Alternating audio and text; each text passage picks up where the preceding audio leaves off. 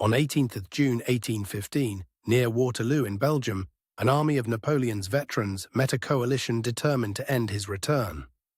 The battle still matters because it helped decide Europe's political order for a generation. Waterloo was not an isolated clash, but the last act of a continent already exhausted by years of war.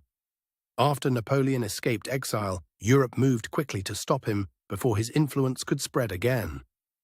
The emperor returned to power with speed, but also with urgency and pressure. He needed a victory that would restore confidence, while his enemies needed only time and coordination to close in. Opposing him were coalition commanders with different strengths and different constraints. Their forces included British, Dutch, Belgian, German, and Prussian troops, assembled through diplomacy as much as battlefield skill. The armies carried smoothbore muskets, cavalry sabers, and artillery that could dominate open ground. Yet their real strength depended on supply, discipline, and the ability to keep moving under strain. Morale mattered as much as numbers. Many soldiers were experienced, but they were also tired, hungry, and aware that this campaign could decide the fate of an era. Napoleon advanced north through Belgium, trying to strike his enemies before they could unite. His plan depended on speed, surprise, and forcing separate coalition armies to fight apart. The Allied armies withdrew towards stronger ground, buying time and preserving cohesion. Every mile mattered because a delayed junction could turn a difficult campaign into a disaster. The battlefield itself was a ridge south of Brussels, broken by farms, lanes, and gentle slopes. Its shallow valleys and muddy fields would shape every attack that followed. Rain had fallen hard before the fighting, turning roads and fields into heavy ground. That weather slowed movement, delayed artillery, and made timing far more difficult than either side wanted. The French plan aimed to break the Allied line before Prussian support could arrive in force. It was aggressive, direct, and built around repeated pressure on key positions. The Allied plan was more defensive at first, holding strong points and forcing the French to spend men and time. They needed the ridge to absorb attacks until reinforcements could change the balance. At the opening, fighting centered on farms and outlying buildings that anchored the line. These places became contested because they controlled approaches and disrupted movement across the field. Artillery thundered across the ridge, but the soaked ground reduced the speed and effect of many guns. The battlefield felt vast, yet every movement was constrained by mud and smoke. Infantry formations advanced and paused in waves, each side trying to keep order under fire. In this era, discipline often decided whether an attack held together long enough to matter. The pressure point came when a major farm position became a focus of repeated assaults. Its walls and courtyards mattered because they tied down attackers and protected the Allied center. As the hours passed, the struggle became a test of endurance. Commanders had to judge whether to commit reserves now or wait for the moment that might never come. On the French side, repeated attacks consumed momentum. Even successful advances could become costly if they failed to produce a decisive break in the Allied line.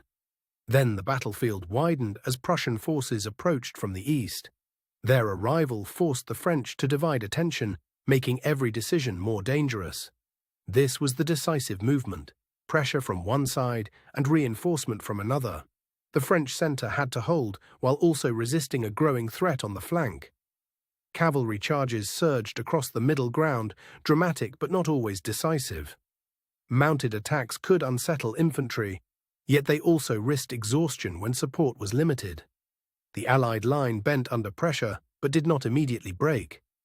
That resilience gave time for reinforcements and helped prevent a French breakthrough from becoming a collapse. As evening approached, the French committed their final reserve formations. This was the moment when success had to appear quickly, or the campaign itself would begin to fail. But the coalition line held long enough for the wider battle to turn. The arrival of more Prussian troops made the French position increasingly difficult to sustain. The breakthrough, when it came, was less a single moment than a gradual unraveling. Once confidence faltered, units began to withdraw unevenly, and cohesion became hard to restore. What followed was a collapse of command and movement rather than a simple rout. In the confusion, the French army lost the ability to shape the battle on its own terms. By nightfall, the field belonged to the coalition, The cost was immense in fatigue and loss of momentum, but the strategic result was unmistakable. The immediate aftermath was a landscape of exhaustion, captured equipment, and weary survivors. Victory did not feel triumphant in the moment, it felt heavy and incomplete. Napoleon's return ended here, and soon after he was forced into a final exile. For Europe, the battle helped close the long revolutionary and Napoleonic cycle of war. In the years that followed, borders were redrawn and governments tried to stabilize the continent. Waterloo became a reference point for the balance of power that followed. The battle also shaped military memory. Officers studied its timing, terrain and coordination, especially the consequences of delay, miscommunication and overcommitment. Historians still debate details of command judgment, troop quality, and the exact weight of weather and timing. The broad outcome is clear, but some decisions remain open to interpretation. Some accounts emphasize leadership, while others stress logistics, coalition coordination, and the arrival of reinforcements. Waterloo resists a single explanation because many factors converged at once.